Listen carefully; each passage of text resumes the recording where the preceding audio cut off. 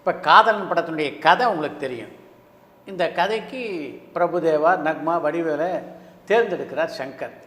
உங்களுக்கு அந்த தேர்வை பற்றி அப்போ என்ன அபிப்பிராயம் இருந்தது? ஆக்சுவலாக வந்து அந்த படத்தில் முதல்ல பிரசாந்த் நடிக்க வேண்டியது. ஆக்சுவலாக இந்த சிக்கு புக்கு ரயிலையில் வந்து பிரபுதேவாவுடைய ஒரு பெரிய அந்த மேஜிக்கலான டான்ஸ், அப்போ பிரபுதேவாவை வந்து கண்டினியூஸாக எல்லா படங்களையும் சின்ன சின்னதாக ஒரு கேரக்டர் ஒரு டான்ஸ் மட்டும் பண்ணிக்கிட்டு இருந்தார். அது வந்து பெரிய கிரேஸ்ஃபுல்லாக இருந்துச்சு.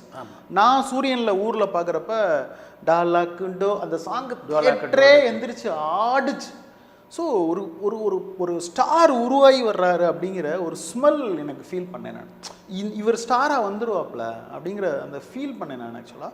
அப்போ இந்து படத்தில் ஏதோ அந்த படம் சரியாக இதாகாதனால இவர் கண்டிப்பாக வந்துடுவாருங்கிற ஒரு எனர்ஜெட்டிக்கான ஒரு மூடு இருந்துச்சு.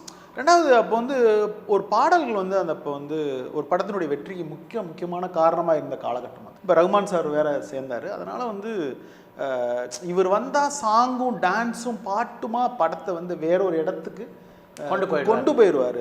பாபி மாதிரி ஒரு படமாக, செம்பருத்தி மாதிரி ஒரு படமாக இந்த படம் வந்துடும் அப்படிங்கிறதுல வந்து நான் பிரபுதேவா போடுறப்பயே பெரிய நம்பிக்கையாக இருந்தேன். அப்போ வந்து அந்த படத்துக்கு வந்து மாதிரி சீஸ் தான் ஹீரோயினாக இருக்க வேண்டியது. ஆக்சுவலாக அவங்க கிடைக்காதனால நக்மா எங்களுக்கு கிடச்சிச்சு. ஸோ அதனால் நக்மாவை பார்த்தப்பவும் ஸ்டில்லாம் பார்க்குறப்ப ரொம்ப ஒரு அழகான ஒரு புதுசாக தமிழுக்கு வந்த ஒரு அழகாக இருந்துச்சு. வடிவேல் வந்து அப்போ வந்து பல படங்களில் காமெடி பட்டையை கிளப்பிட்டு இந்த கிழக்கு செம்மியிலலாம் இப்போ ரிலீஸ் ஆகியிருந்த நேரம். ஸோ அதனால் ரொம்ப அழகான மேட்சிங்காக இருந்துச்சு அவங்க ரெண்டு பேரும் இருக்கிறப்ப. இந்த ஊர்வசி சாங்கை தான் நாங்கள் ஃபஸ்ட்டு ஷூட் பண்ணோம். அதுவே எங்களுக்கு வந்து அவ்வளோ எனர்ஜெட்டிக்கையும் அந்த நிறைய ஃபன்னையும் ஏற்படுத்துச்சு.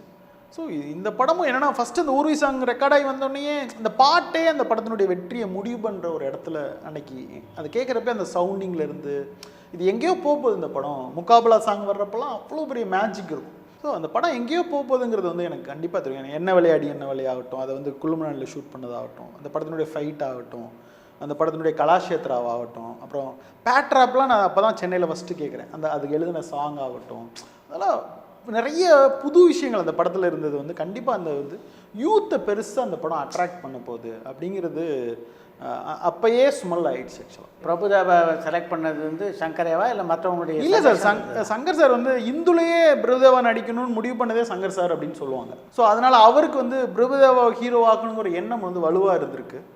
டக்குன்னு இந்த ஜென்டில்மேன் முடித்தோடனேயே வந்து அப்போ இந்து கூட ரிலீஸ் ஆகலை, டக்குன்னு கமிட் பண்ணியாச்சு. அதனால் அவருக்கு வந்து பிரபுதேவா கொண்டு வரணுங்கிறதுல அவர் வந்து ரொம்ப முக்கியமாக கீனாக இருந்தார் ஆக்சுவலி.